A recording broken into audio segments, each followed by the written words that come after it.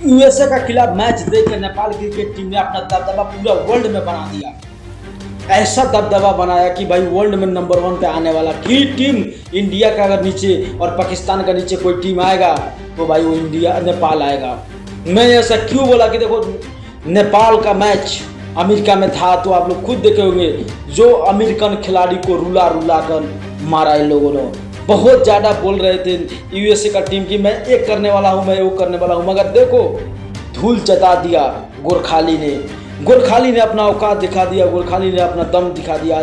गोरखाली क्या कर सकता है वो सब कुछ दिखा दिया गोरखाली। भाई स्वीप यानी कि 3-0 से मैच जीतना है कोई छोटी बात नहीं है।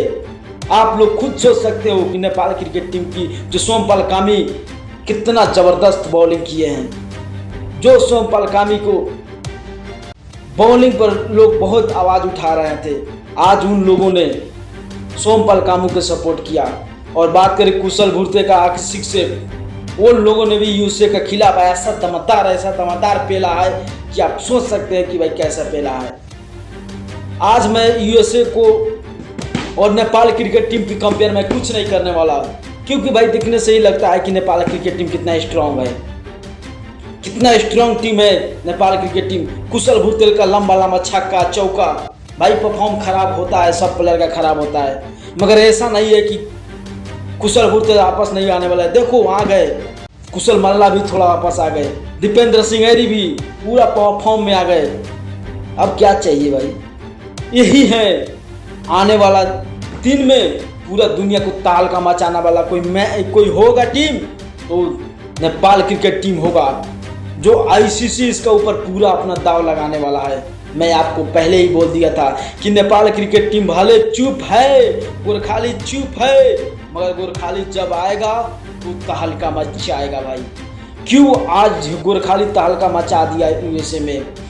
नेक्स्ट मैच होने वाला है CWC लीग के सिलेक्शन के लिए, उसमें भी मेरे को लग रहा है कि भाई नेपाल क्रिकेट टीम की अगर बात करें तो हर एक प्लेयर को परफॉर्म अभी वापस आ चुका है।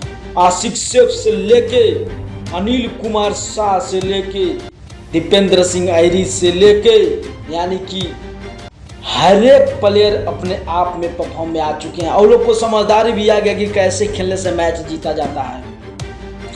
मेरे को सबसे अच्छा ये बात लगा भाई कि नेपाल क्रिकेट टीम ने 1 रन लेना सीख लिया, यानी कि किस बॉल पर कितना रन चाहिए वो लेना सीख गया।